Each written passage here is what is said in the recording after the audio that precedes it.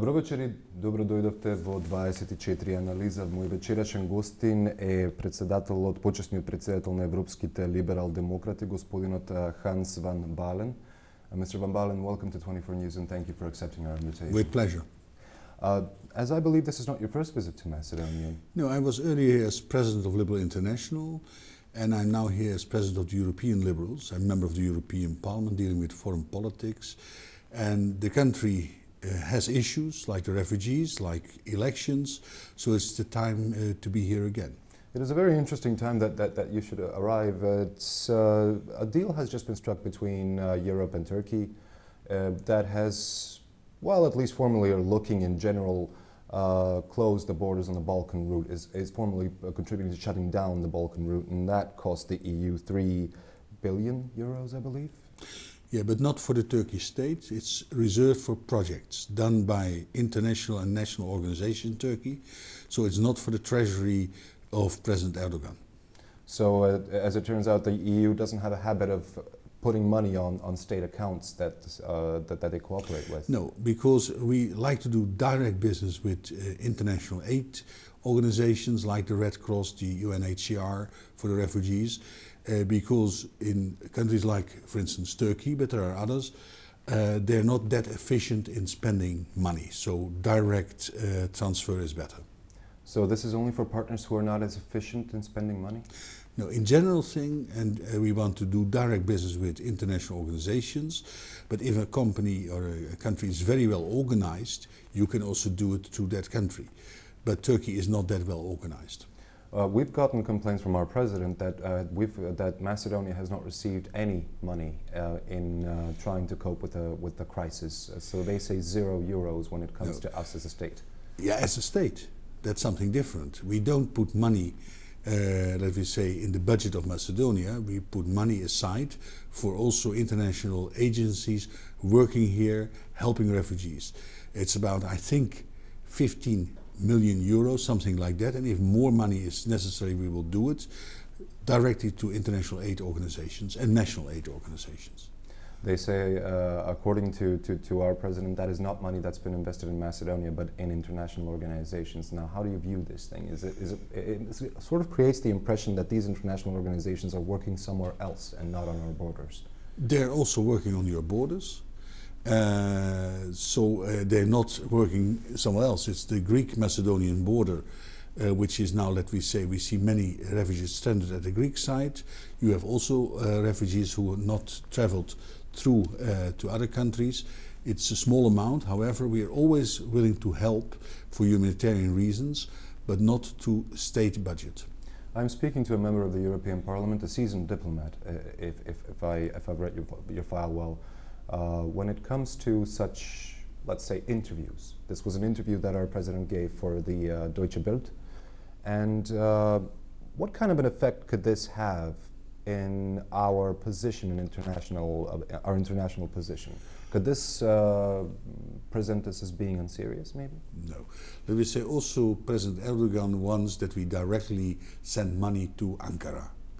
We don't. So the same request with the 3 billion that... Yes, and I understand that, but let us hope that the Macedonian state, after free and fair elections, will be a strong state with strong institutions. That is necessary. So I hope that your president, Mr. Ivanov, works for that, and then at a later stage you can work through, let me say, country institutions. But first reform, first democracy, first free elections.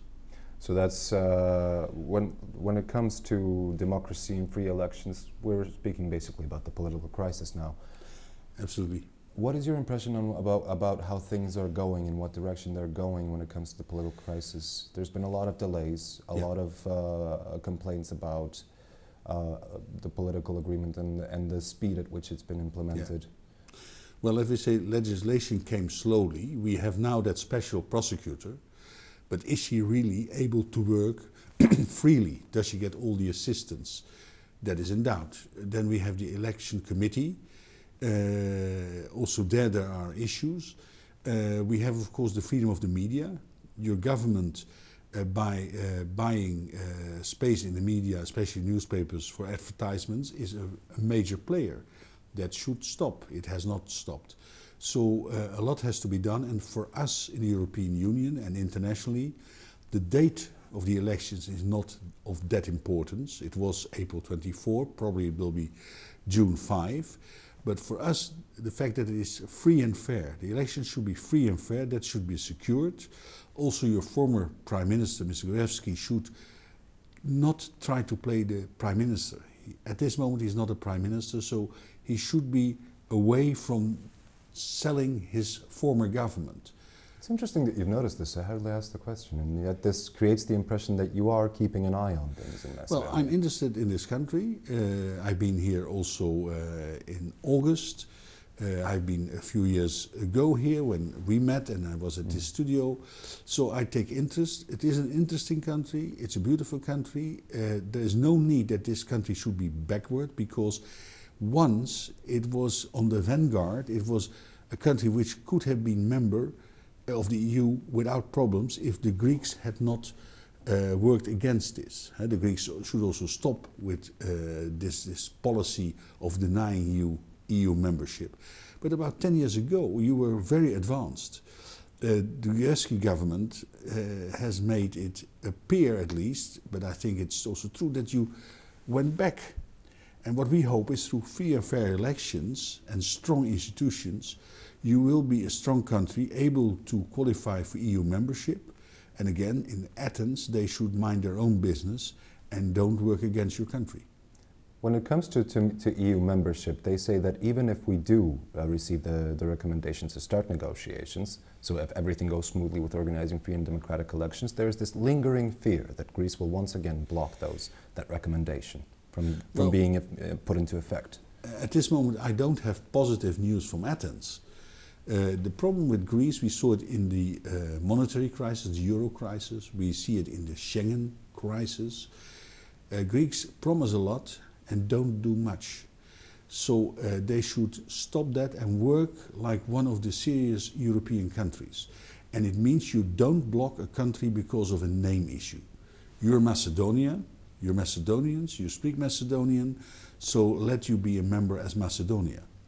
No blockage, no problems. Greeks should focus at their own problems, not at blocking you. Do you think there is enough, how should I say this, preparedness amongst your colleagues, let's say, to perpetuate this exact claim that the name issue should no longer be the main obstacle? Well, it should because not in this be country it is really an impression that if it wasn't for Greece, we'd already be in Europe, and we have a political crisis. Well, let me say, again, 10 years ago you were advanced. You were a very advanced country. So at that time, I think without a blockage from Greece, you could have been a member. And let us hope that you then also had a free and fair process of elections and governments not eavesdropping and governments not listening into their own services and to private persons. Again, the name issue should not be an issue. Media, judiciary, freedom of expression, and yet the elections are presented as one of the key factors for whether there is or there's no democracy in this country. Yes. Why are the elections such an important factor, especially bearing in mind that previous elections have been criticized on and off? Yeah. Well, it's logical. A country which wants to be a member of the EU should adopt modern standards of having free and fair elections. They should have judges which are impartial, state prosecutors which are impartial. I mean, this is not for us in Brussels, it's for the country itself. Your country can progress much better in a free environment, a transparent environment, where corruption is fought, than in a situation where you don't have that. And again, I've traveled this summer through your country, and I'm impressed by the people. Many are well educated. Some even in Ohrid speak my language, Dutch, because there were a lot of tourists before the Yugoslav war who came to Macedonia, especially to Ohrid. One of our main writers went there, Den Dolaert. So for us it is an interesting country, and you deserve better than what happens today. When I just take a look at this entire situation, so during the last elections, we had a report, an estimate from the OSCE and ODIHR that the elections were, how should I put this, technically corrected, that there were no incidents and they were basically peaceful. And then after that, after Election Day and the opposition boycott and everything else that followed, we had this explosion of wiretaps, and now we have a lot of doubt that there are phantoms in the electoral list that may have voted. Yeah, I saw this. This is very interesting. What's to guarantee that during the upcoming elections that's not going to happen? Well, first of all, we should have long-term election monitoring. Just to be 3 days in your country, it's important to be there, to see how the votes are done, how the counting is done. But if you're longer in a country, you can see indeed whether the media are independent, whether it's not the fact that 50 voters live in one apartment. Well, I think there were 160 in another house. Well, I didn't visit that house, but that's very unlikely to be a real normal situation. It's abnormal. And Mr. Gruevski said, well, again, this can happen and it's not a problem. Of course it is a problem. Because people should, voters should be registered to live in the home where they live. Again, if those things are correct, then the elections should not only be technically correct, but in essence giving all the opportunity for both government parties and opposition to address the people. Political responsibility. Coming from the Netherlands, I could ask you this question. If someone in the Netherlands was to find out that the voters list was filled with, say, 160 people living in a 50-square-foot apartment, what would be the reaction? Just out of curiosity. Oh, what would be the reaction? An uproar, people would not accept it, but also the government would investigate it, and there would be either a recount or new elections. Because if this is not an incident, if it happens once, but if it happens more times, it's not an incident, you cannot accept it. People must be able to trust the election process, the vote count, they must trust the whole elections, because otherwise a government has no legitimacy. A government is then under suspicion of having, well, having worked in a very negative way with the votes. So manipulation should be counted out always.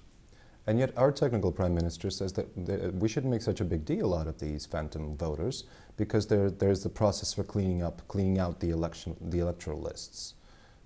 Well, I hope that this can be done before the coming elections of June 5. If that's not done, then I think we should postpone further, would be my advice, because in the end it is free and fair elections, and that whoever can build a government upon them, whatever coalition will win, they should have the legitimacy. They should be able to say we were voted in, whether it's the party of Mr. Gruevski or whether it's the Alliance for the Future. I mean, so this is both for government, the current government and current opposition, of vital importance. The elections must be accepted by the population as a real result of the popular will. And yet, some of the parties tend to stick to these dates. We saw that when the first postponing happened, is allegations from either side of the table of the people who signed the Prešino agreement, basically that someone fears elections, others want unfair elections, etc., etc. So it seems that our parties are sticking to the dates. And yet, on the other side, we have this complex operation of cleaning out an electoral list that has 160 people, 50 people, etc., etc., living in abandoned homes. Yeah, so it means you can't have free and fair elections if this issue had not been addressed. If you have not cleaned the list, I mean, because you now come to some incidents, but it could be a structural thing. And I hope that every politician, from whatever party, accepts that the list must be clean. Otherwise the elections will be questioned and you don't have a legitimate government then. So what if, and this is a hypothetical situation again, parties do stick stubbornly to the 5th of June and there are no technical conditions to conduct the elections? Would that mean that the European support we've had throughout this whole process would be in jeopardy? Yes. I mean, of course, Macedonia can organize the elections the way they want. Although there's a commitment to free and fair elections, has been put down in the agreement.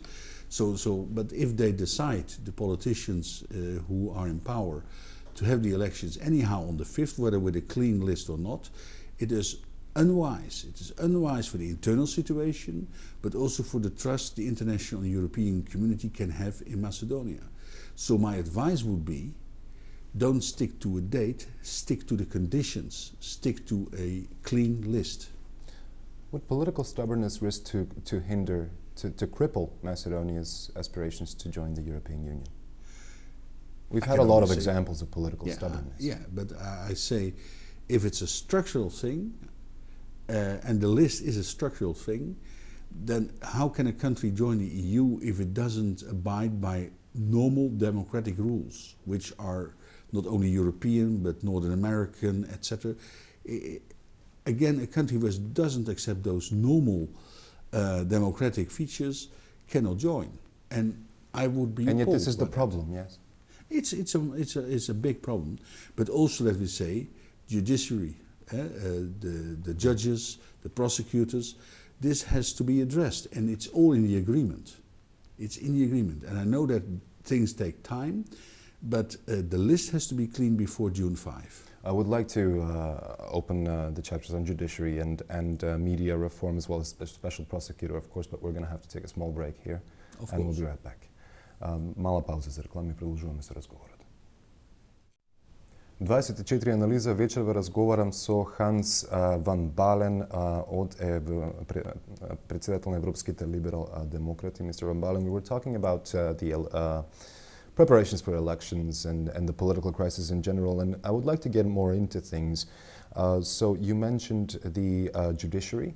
The Constitutional Court is now looking at an initiative that would ultimately bring forward to a law that would give the president more power to pardon, and in this case to pardon people who have been accused of electoral fraud.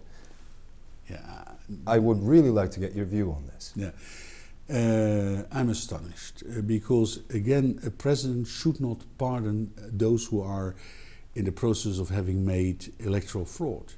Why should you pardon those people? I mean, this is the core business of democracy and the trust of the people in its parliament and its government. So the fact that the president has the right to pardon, to my view, should not be broadened and should absolutely not having anything to do with manipulating elections. I mean, if you pardon those people, the signal you give to your own electorate, your vote doesn't count. So it is a bad thing to make this a part of a constitutional amendment, a very bad thing. And I think that the Macedonian people will feel the same way. You don't pardon electoral criminals. Even if the parliament is asked to give its opinion on this? Still, why would you pardon people who have manipulated elections? Whether the president, the parliament, or whoever is in favor of that, it is a stupid policy because people have to trust the elections. So if you are a Democrat of whatever position, of whatever party, don't pardon people who manipulate elections. When we take a broader look at the Macedonian judiciary, on one hand we have the remarks of the European Commission in every report in the past few years that it's influenced by centers of power, so political influence, etc., etc. And we've had these disclosures of phone conversations that speak of notepads that a minister, a government minister, has about judges. Leaving that to the work of the special prosecutor that I'm hoping we can comment on as well. On the other hand, we have a handful of investments in the judiciary. So an academy for prosecutors, new buildings, training for judges, European laws. With so much investment coming into our judiciary, how did we arrive to the point where we don't have a professional judiciary? Well, probably the money is not well spent. And again, you can train people. You can train judges. But a judge should have one central view, that is, if a politician calls you on a case before you, you put down the phone and you go to the newspaper and you say, people try to manipulate me. Because that's a simple thing. You cannot have this as a judge, nor as a prosecutor. Again, technical education, fine. I'm in favor of that. But in the end, a judge should stand up and a prosecutor say, whoever calls me, I decide myself. and I will get it in the open that I'm called. If, for instance, the Dutch Minister of Justice would call a judge, that would be a scandal. The minister probably would have to leave within minutes if that's known, because Parliament wouldn't accept it. So also this is a country in Europe with educated people, so I think everybody understands that this practice should not be acceptable. Still, it's taken, allegedly, I need to be careful with this formulation, allegedly it's taken years to establish that control over the judicial system. I'm assuming it's not going to be an easy process to clean it out, especially not before elections. What you see is, let me say, communist dictatorship for, 50 or more years, have ruined societies in Central and Eastern Europe. And to rebuild societies and to create trust in the government and in electoral processes take time. We understand this. We in the West were occupied 5 or 6 years by Nazi Germany. The Nazis were not able to destroy our societies. I mean, this was a bad period, but 50 or more years of communism has killed societies. So we understand it is a long process, but you should start. And again, individual judges know that they should not take an order from a minister or a politician or a businessman. Special prosecutors certainly leave that impression that they will not take any orders from anyone, and they've asked for extra security after a few incidents of their public humiliation, I would say, or slander, if I had to choose the right word. But they've been asking for certain suspects to be brought into jail, and that hasn't come into effect. Yeah. So how do you view the situation? Are we now going to need a special tribunal as well? The fact is that that could be the case. Because if special investigators, special judges are not protected, if they are out in the open, if what they want is not followed up, this is against the agreement. The June-July agreement is quite clear. So the execution of that treatment is a vital basis, and also the position of the special prosecutor is a vital one. So the judiciary is not respecting the June-July agreement, basically? If I judge on this instance, I could say indeed, there's no respect for the special prosecutor. And that's the core of the agreement. So a bit of an awkward question, but now what? Well, does that mean that the Prigino agreement is dead? No, because we have over and over to try again. So indeed, Commissioner Hahn, who is responsible from the European side, should demand that your judges accept what a prosecutor wants.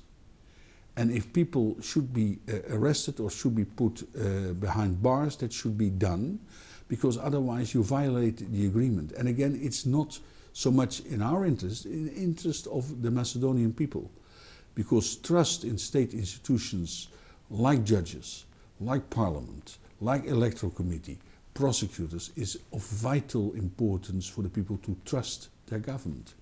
And one of the things that was also a part of the agreement was the media negotiations, and yet it would seem that those are at a standstill right now.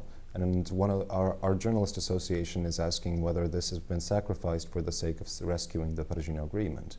So if the media are going to be a part of the pre-electoral preparations, or if that's going to be an issue after the elections. Do you have any information on this? I don't know if I'm asking the right person. Well, let me say there are 3 members of the European Parliament, Mr. Hobbit, Mr. Weigel of the ALDE, of the Liberals, and Mr. Kukan of the Christian Democrats. They are working on this, and I know that also they take this very seriously. I don't have more information than they have, of course. One of the former ruling party has said that they're not going to negotiate with the present mediator, Mr. Pieter van Houten. Yeah. But even if Europe sends another mediator, is that going to change the approach? Well, I mean, it is not... Say you're the next, for an example, you would be the next mediator in these negotiations. Would you have a different approach than what's been happening so far? The approach should be to have free and fair elections. The media has to be independent and neutral, not being bought by advertisements. I mean, every party should be in the media, should be covered. And if that's not guaranteed, the technical process of voting and vote counting can be okay, but then you don't have free and fair elections. So the media, they are vital, and again, every sensible person knows that the media should be independent. And if you, bribe media by a lot of advertisements, which you can withdraw if the media doesn't do what you want as a government, that is again against the spirit of the June-July Accord. But I want free and fair elections, and not, let me say, in the coming century. I want it, the best thing is this year, but again, the date is not that important. The content is important. Free and fair, that's the only way out. Still, we're talking about another lengthy process when it comes to media reform, I'm assuming. Like the legal reform, everything takes its time, but you have to start. And my impression is that 10 years ago, Macedonia, which went up, slowly got down, and we have to stop this process. Macedonia should get up, and again, the press is a vital institution like the law, and this should be recognized by everybody. That you can't change it in a week, I understand, but this list you can reorganize and clean, of course, before June 5th. Yeah, cross-referencing. Absolutely. And if you don't have the capacity to do it, the EU could send the capacity if the government of Macedonia would like that. So it's a serious thing, this list, which should be a clean one.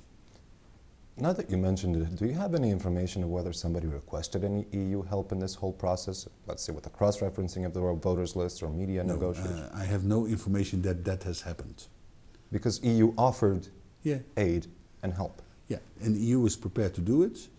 And to the best of your knowledge, we haven't asked.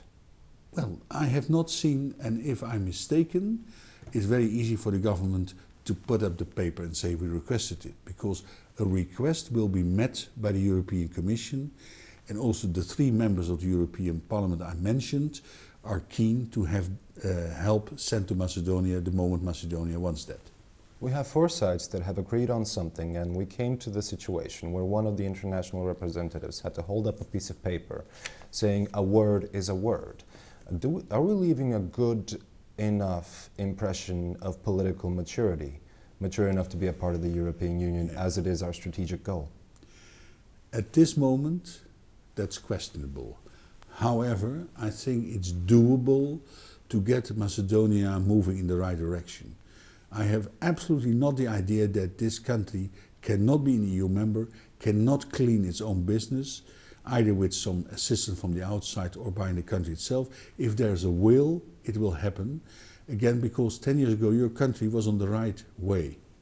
And forgive my general question, but how much can we stretch EU's patience in this entire process? Because according to a layman's impression, we are certainly trying. My advice is don't stretch it too much, because again, this is a process which is important for Macedonia first. It's less important for the EU, because again, you would like to be member of the EU. That's, I think, important for Macedonia. And I want to be blunt and honest. Please.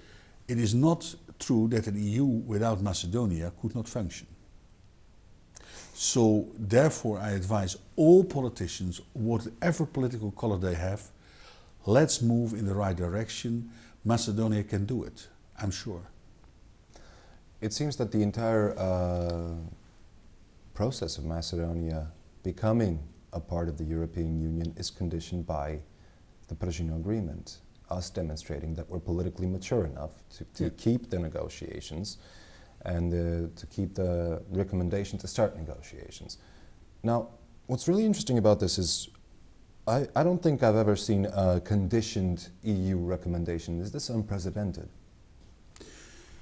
Let me say, it's in all countries which have become EU member, there has always been a discussion about how free and fair are elections, is corruption well targeted, etc. And what we saw, for instance, Poland, there was, people thought Poland cannot make it. Poland has made it.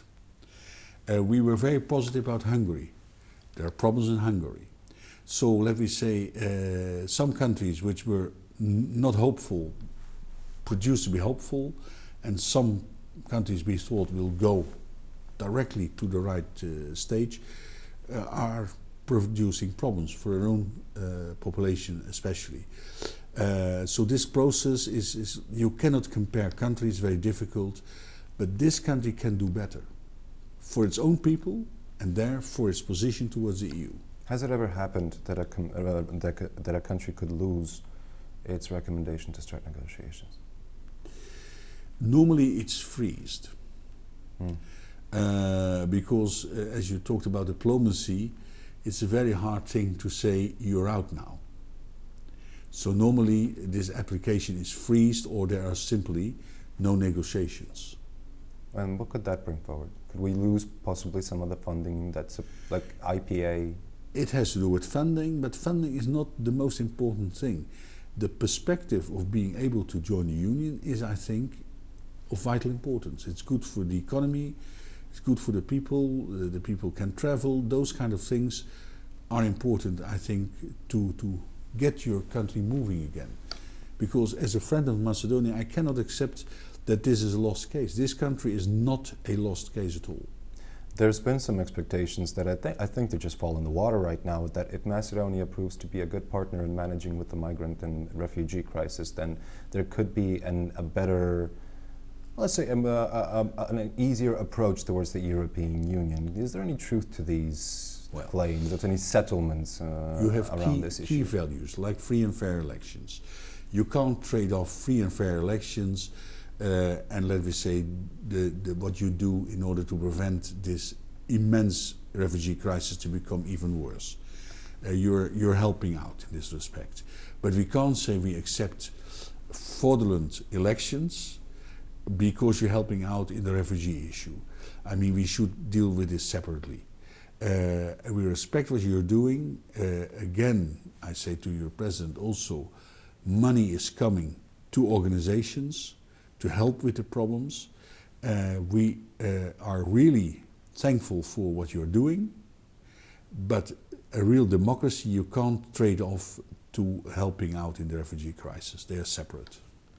When it comes to the refugee crisis, there's been a lot of finger pointing as well.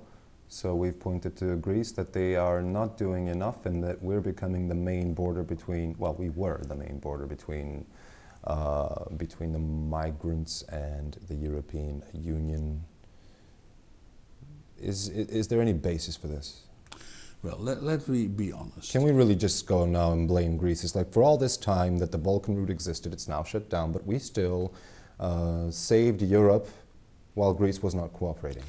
Well, the fact is that the Minister of Defense of Greece has said that the Greek army and air force and navy is there to fight foreign enemies and not to keep out refugees.